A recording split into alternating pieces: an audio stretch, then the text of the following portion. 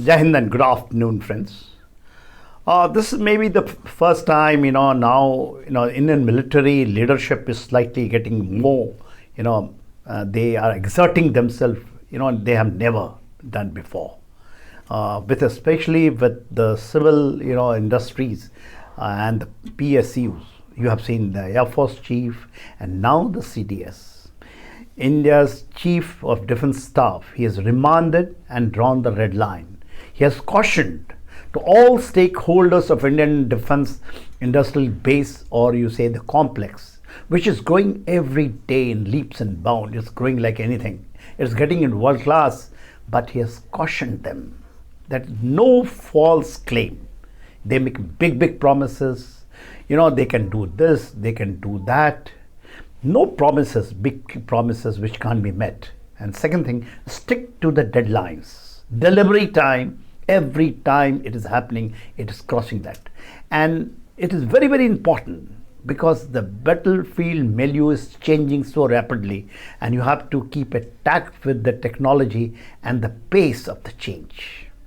See, Indian defense industrial base and complex, last 10 years, it has expanded.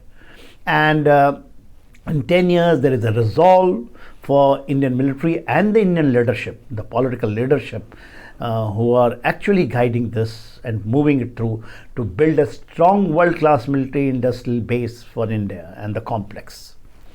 Now, what he brings out that, there is a lot of defense reforms are taking place, and it is not one-way street only left to the military people.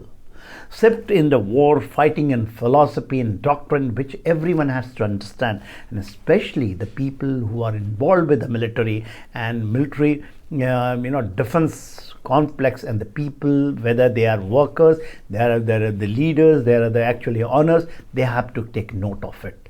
Multi-domain operations, space and cyber is there. Special forces had to operate. Amphibious operation, airborne operations, robotic, non-contact warfare, unmanned swarm drone system, which is land-based, sea and air.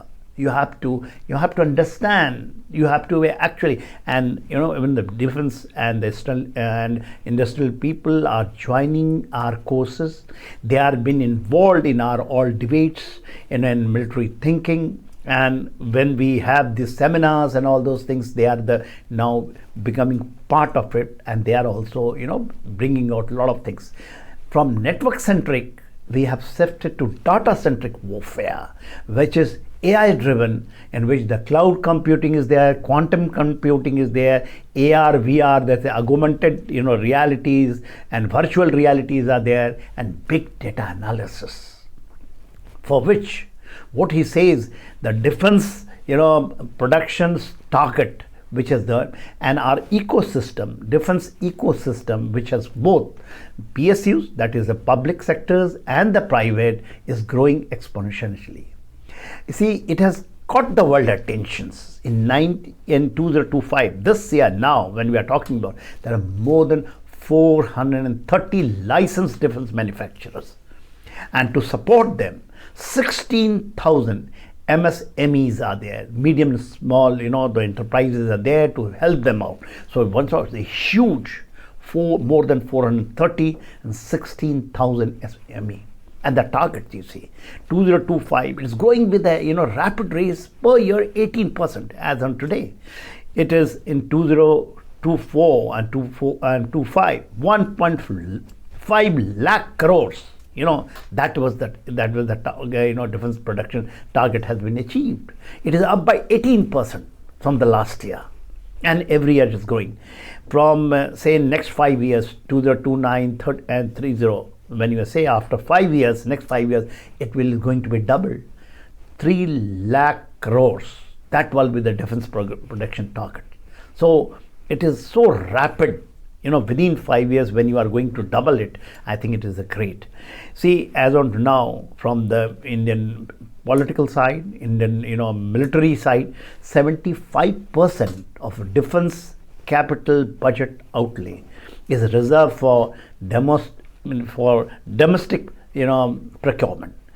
This will go to all this industry, whether it is a PSUs or it is a private. So you have got challenges, but you can't. But he says what has been seen that their firms are chasing the contract to win over the contract, but there is a huge gap in their commitment. He says there is a vision, there is a push, but there is a lack of commitment, and it is a recurring pattern. It has become a recurring pattern. They're unrealistic promises they make it.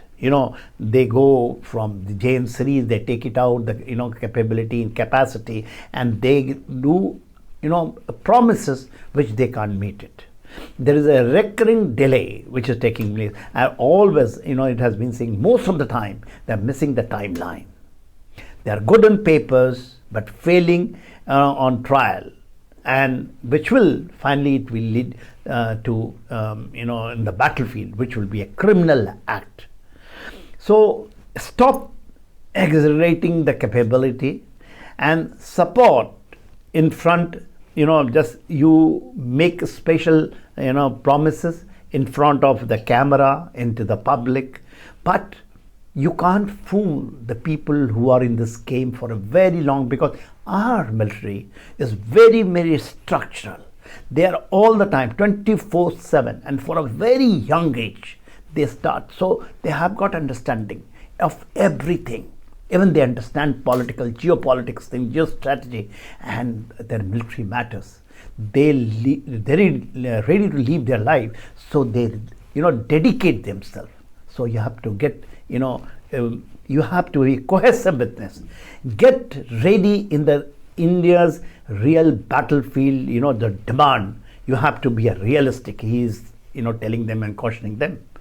Indian military is preparing for the future war, what he says, and both the industries, that is public and private, has to be honest, they have to be speedy, and they have to meet the reality. No exaggeration, please. This is what he has cautioned. Thank you, Chair.